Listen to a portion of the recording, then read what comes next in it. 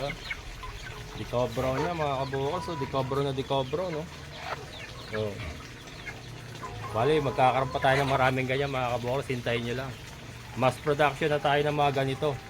Hintayin nyo lang. So, may shipper na rin tayo. Basta Bulacan area, Pampanga, Quezon City, Manila.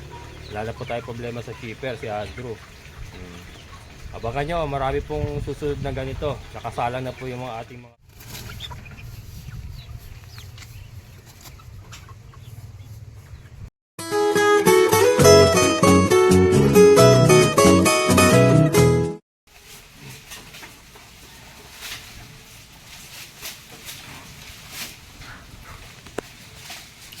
Isa sa maganda sa kambing baka mga kabukals, hindi masyadong magastos.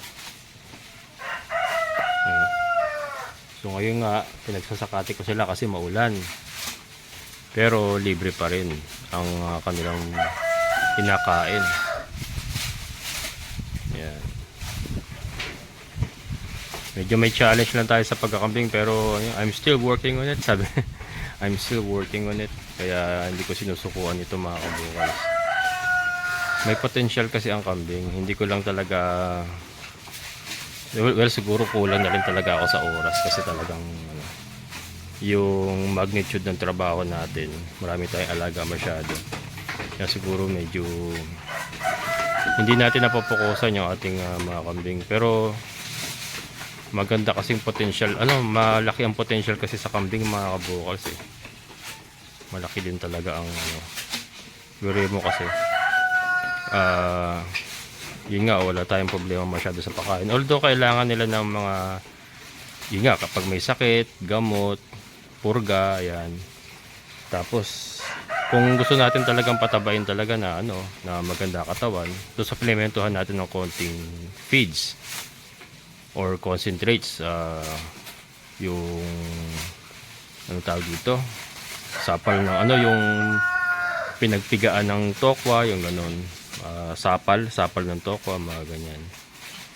Pero pinakamadali kasi yung feeds eh. Magkano lang naman yung feeds? 28 pesos per kilo yung binibili ko rito na cattle feeds na pan-supplement. Konti lang naman ang ibinibigay natin na ganun, pan-supplement nga lang.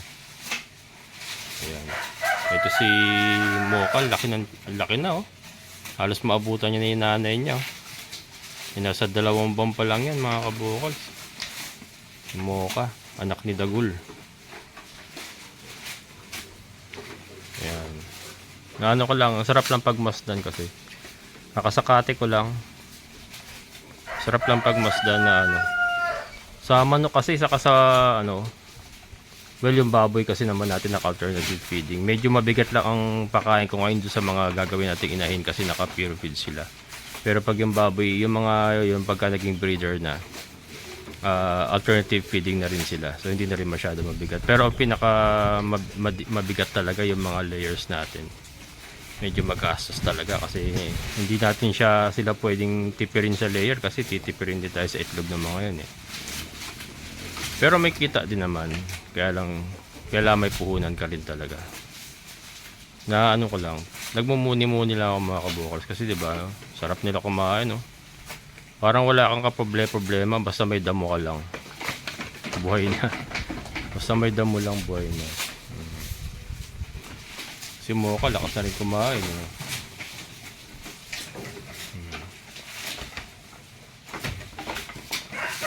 May liksi yan.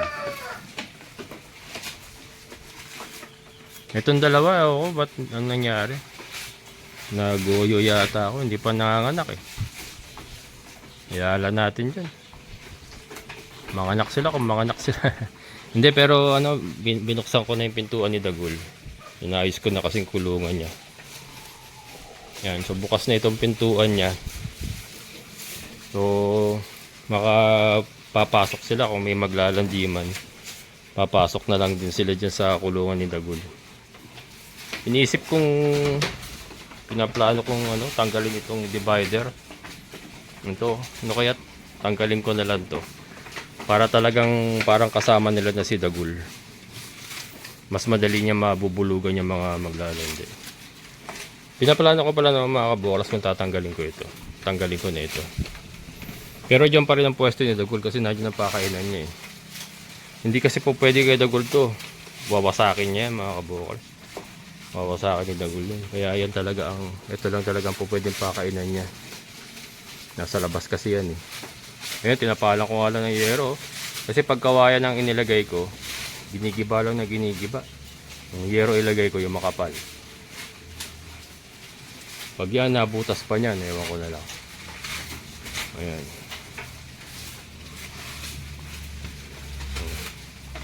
Malaki yan eh oh. Nag-umpisa pala kumain yun. Hindi pa naman busog yung mga yun. Nakakumpisa pala na lang kumain. Pero eh, maganda talaga may pang ultrasound no? Kaya lang syempre pang malaki ang farm na yun. Hindi naman tayo hobby lang naman ito. Hindi naman talaga ito hanap buhay pa. Hobby lang. Pero eventually magiging hanap buhay na rin kung mapapaigi natin, kung magagamay talaga natin, mapaparami natin. Kaya naman talaga hobby muna. Pag naparami mo na, magiging negosyo na. Marami naman po nag-start na malaking kambingan sa hobby.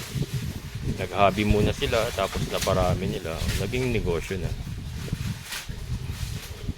Ayan. Hindi pa rin natin sinusuko yung kambing mga kabokals.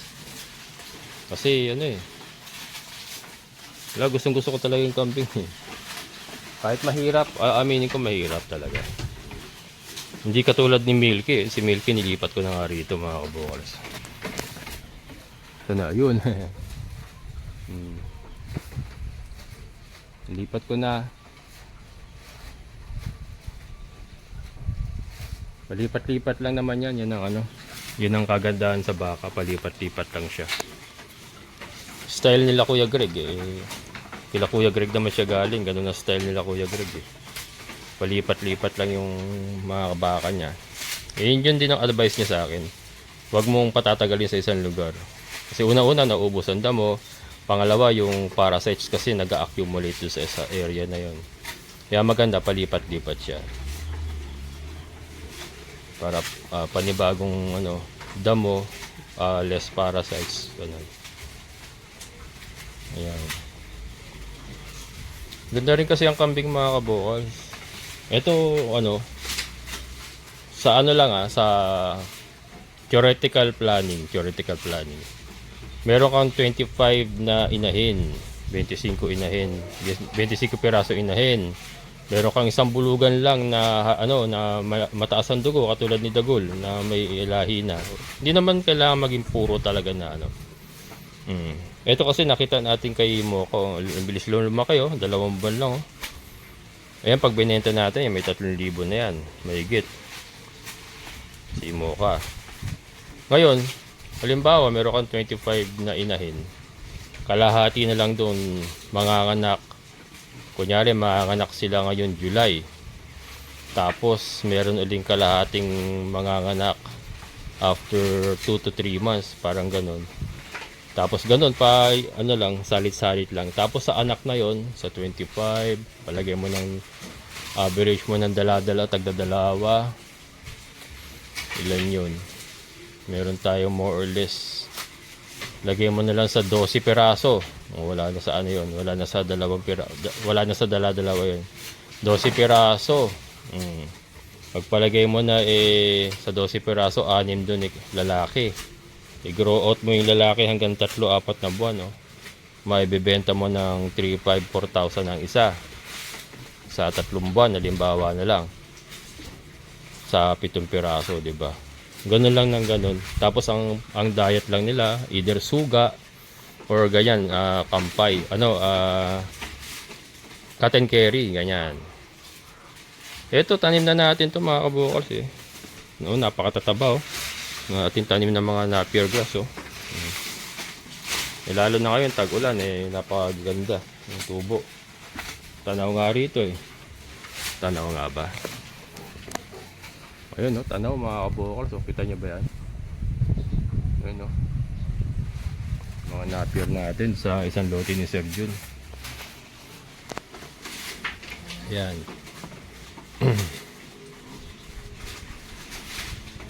Ito kasi pag tinanggal ko to magiging Inisip ko ilalabas ko si Dagol dito. Ililipat ko siya rito. Ang problema, wawasakin niya kasi yan eh. Maliliit yan. Ito kasi pinasadya ko to sa kanya eh. Nandito lahat ng makakapal na kawayan eh. Dito lahat eh. Pinasadya ko ito eh. Pero siguro, okay lang din. Tignan ko lang muna din itong kung bukas lang yung pinto. Sayang din naman kasi kung gigibain natin ano. Kwarto na ito eh. Mahirap din gumawa ng kwarto eh. Yan. Makita naman natin yan kung may maglalandi eh. Papasok na lang na yun. Oh, ganun na lang. Huwag na, hindi ko nagigibayin mga kabukals. Sayang eh. Ayan, so ngayon po mag-deliver tayo ng manok ni Sir Boots. And update do sa ating aquaponics pond. Ano, halos na ibalik din yung tubig mga kabukals kasi magdamag umulan kagabi. Halos na ibalik din yung tubig. Yan, puntahan natin. Ayan mga kabukals oh. Eh, di ba kahapon andyan, yung linya, ayan yung linya oh, yung ayan. Yan yung dating tubig. So, di ba? Konti na lang oh, maaabot niya na uli. So, halos na ibalik yung tubig mga kabukals. Halos na ibalik. And siyempre, gumanda yung tubig uli. Although madumi kasi may lupa nga po tayo sa ilalim. Kaya ganyan pa rin ang kulay niya. Hindi na po magbabago yan. Kaya lang kasi yung ano, yung ammonia, yun po yung kinokontrol natin diyan, yung ammonia para hindi mamatay yung ating mga hito. So ito nga po mga kabukals yung i-deliver natin kay Sir Boots. Yan, shoutout kay Sir Boots. Bali ano to, 19 peraso po. 300 ang isa. Decal brown, balik yun nasa kayo mga puti. White Leghorn, Rhode Island. Yan. Ito pa. Yan sila. I-deliver ko na. Ito siguro mga try ko 10 para 2 balik. 10 para 2 balik. Ayun o. Iswebe nga lang pala. O 10 para mamaya. Isyan mo lang. Ayan. Decobro na mga kabukals. So, decobro no. So, bali magkakaroon pa tayo ng maraming ganyan mga kabukals. Hintayin nyo lang. Mass production na tayo ng mga ganito. Hintayin nyo lang. So may shipper na rin tayo. Basta Bulacan area, Pampanga, Quezon City, Manila. Wala na po tayo problema sa shipper, si Andrew. Abangan nyo, marami pong susunod na ganito. Nakasalang na po yung mga ating mga breeders dyan.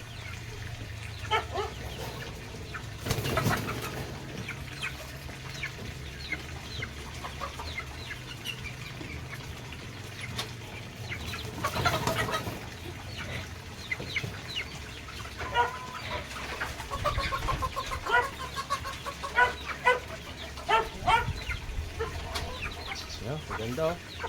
Uniform yung kulay nilang tatlo. Pare-pares ang kulay.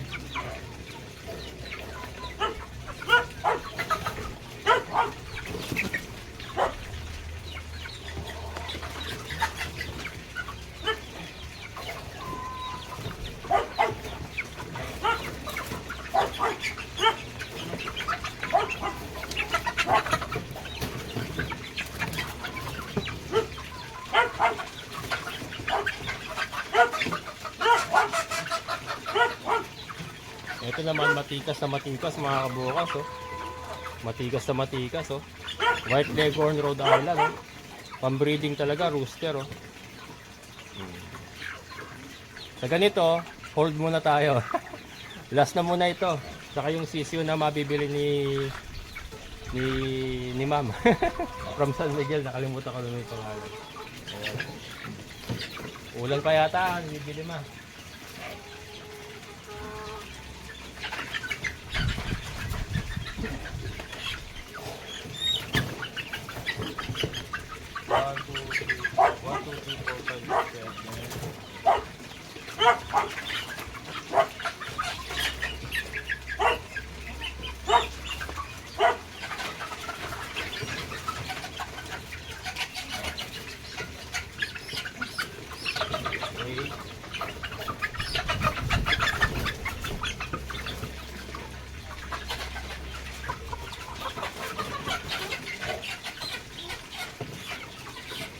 Nice, siya muna. Baka bumagsak na ulan. Siya muna siya. 1, 2, 3, 4. 1, 2, 3, 4. 1,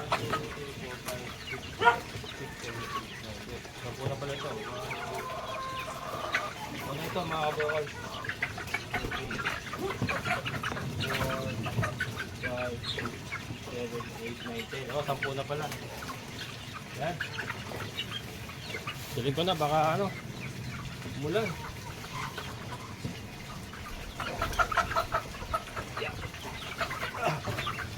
Ulan mga kabokals.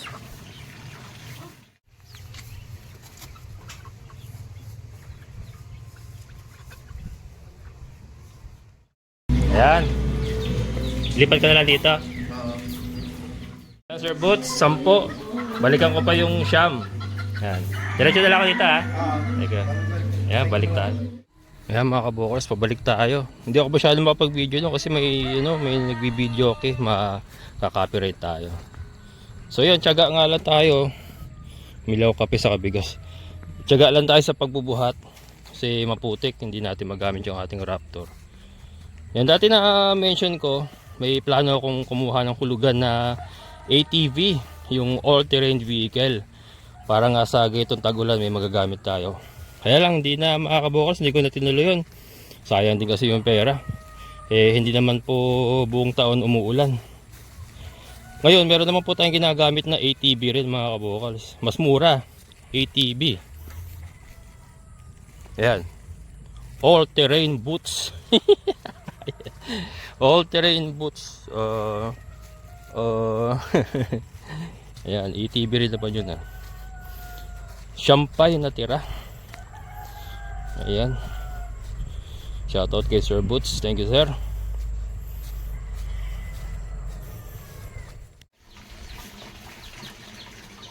Ayan, kunin natin yung champa.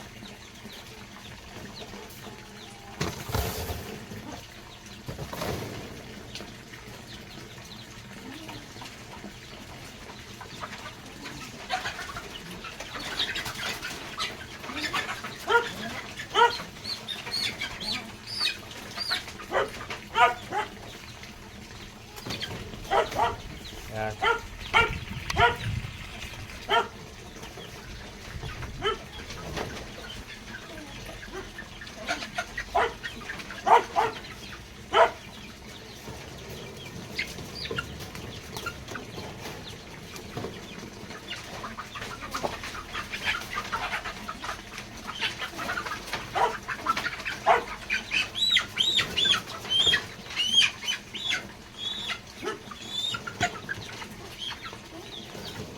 Ito yung quality mga kabukal.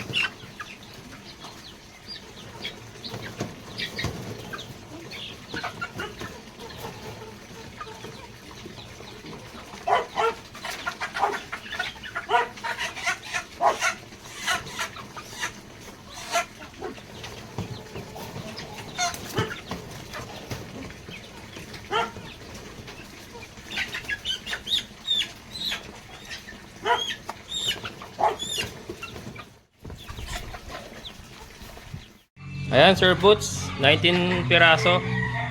Yan, ito yung mga natin discounted. Isa na lang yung isa na lang yung grabe sugat, pero yung tatlong kasama niya discounted price pa rin yun. Yan. Thank you sir.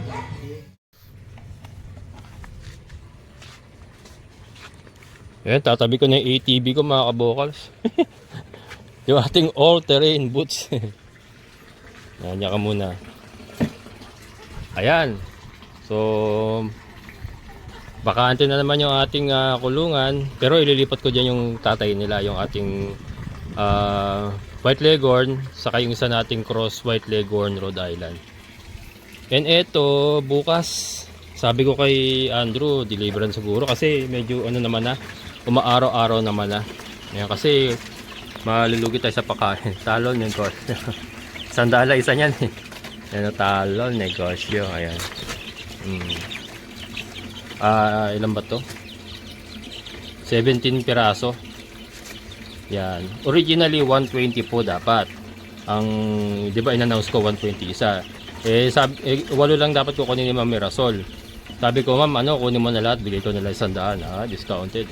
Kinuha niya na po lahat. Yan. Tatlong decal brown diyan. Tapos all the rest sa White Leghorn Rhode Island. Yan. Yan, ito mga kabukals, abangan nyo. Full blast na nga po tayo sa ating breeding.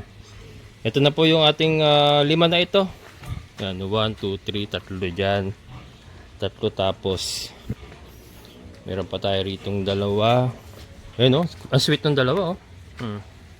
Ang sweet ng dalawa, darling. May dumi ka sa tuka. Sabi nga nga. Kaya linisin ko, darling. Yung sweet nila, no? Ayan yung ating mga breeders. Magdadagdag pa ako ng ano. Hindi ko alam kung ano. Kung idediretso ko ng 12 pirasong hen or 8 lang. Pero tignan natin.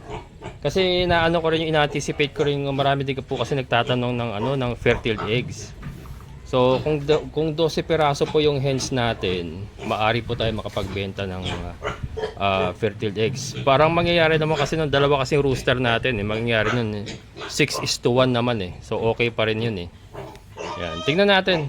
Pinipili ko po kasi yung mga laying talaga. 'Di ba pagka may nakita nga po kung ano, pag may nakita akong laying, may itlog doon sa battery cage, kinakapa ko yung sipit-sipitan kung sino yung, tinitignan ko kung sino yung bukang sipit-sipitan, kasi yun sigurado yung nangitlog.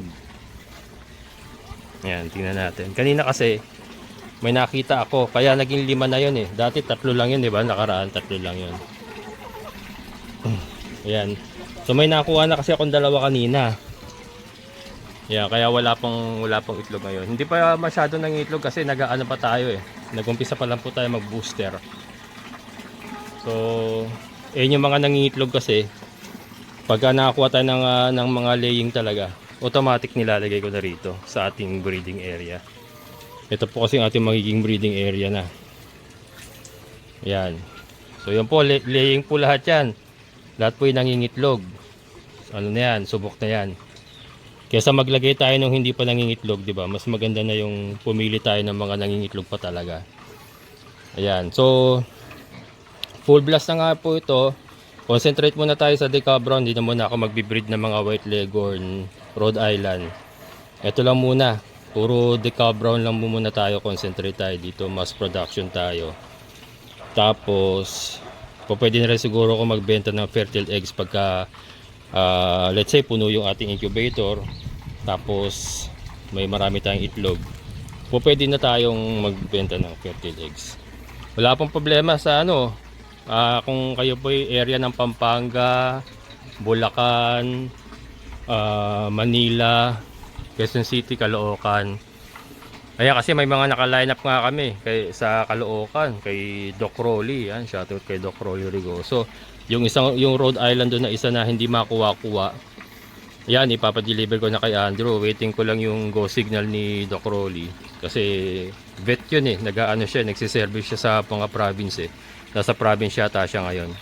Tapos yung isang rooster din na White Leghorn, Rhode Island, sa ano naman, sa isang client ni Ate Glenda na nakuha sa Tigby property sa Menor Sagaray. So yun, waiting lang din ako kung kailan siya pupunta rito, kasi hindi siya taga Tigby talaga, nakakuha lang siya ng lote doon, tapos nilagyan niya ng mga manok.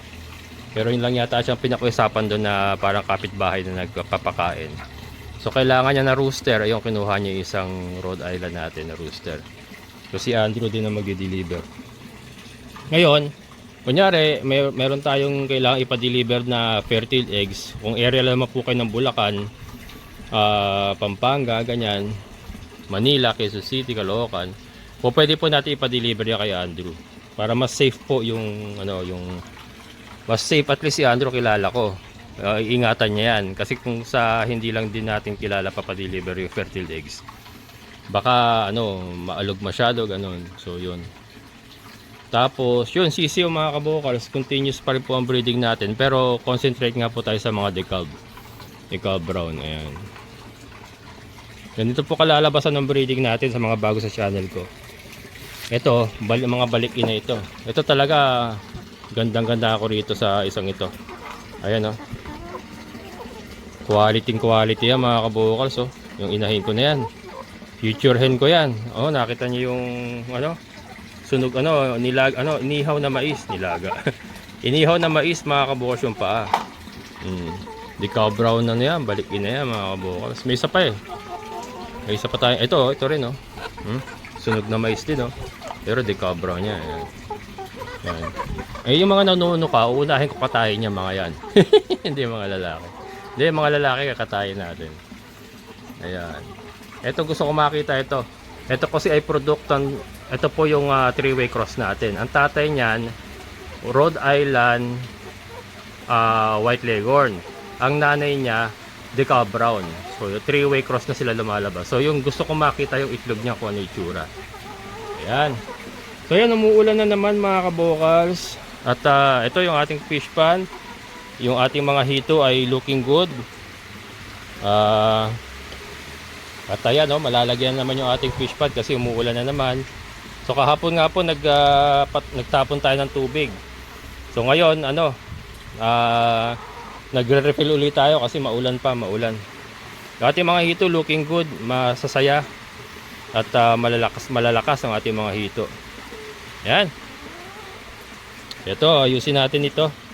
Ang plano ko dito, lahat ng manok dito na. Lalo na pagka nakuha na yung dalawang rooster na Rhode Island doon. Ito. Yun. Andito pa kasi ibang manok natin. Yan. Ito yung sinasabi ko mga kabokos, yung dalawang Rhode Island rooster natin. Ito kay Doc Rolly. Ito yung sa isang client ni Ate Glenda na sa Tigbe. Ito po yung tatay nung dineliver natin. Ayan po yung tatay. Ayan po yung ating tawag dito. Pure White Leghorn. Yan. Yung matitira yan. Ito naman yung anak niya. Anak niya na ito doon sa unang Rhode Island natin. Ayan naman po ay Rhode Island White Leghorn. Siya ang tatay. Yan. So siya po yung tatay nung sinasabi kong three-way cross. Siya po yung tatay nung nandun sa battery cage na three-way cross. So yun, dalawa lang pong matitira na yan. Itong dalawa, dispose ito. Hinihintay ko nga lang po yung go signal nila para may deliver na. Ayan. Tapos ang plano ko, itong dalawa na ito, ilalagay ko na dito para wala nang manok dito. Para pag nagpapakain ako madali din. At saka mas magandang kalagayan nila. So plano ko lahat dito na silang dalawa. So ito, ayusin natin ito. Yung isa dito, yung isa dito. Ayan. So 'di ba? Dito na lahat ng manok natin, wala na dun sa likod ng ating baboyan. Ito, makukuha naman to bukas. So makiklear na rin ito. O pwede pa lang para malaki ang galawan nila. O tag-isa sila. Ayan, hindi na muna natin gagamitin yan. So, tag-isa silang ganito. Ayan. So lahat sila nandito, 'di ba? Ayan, nag-aano naman tayo. We're taking in water again. Ayan. We're taking in water. Ayan.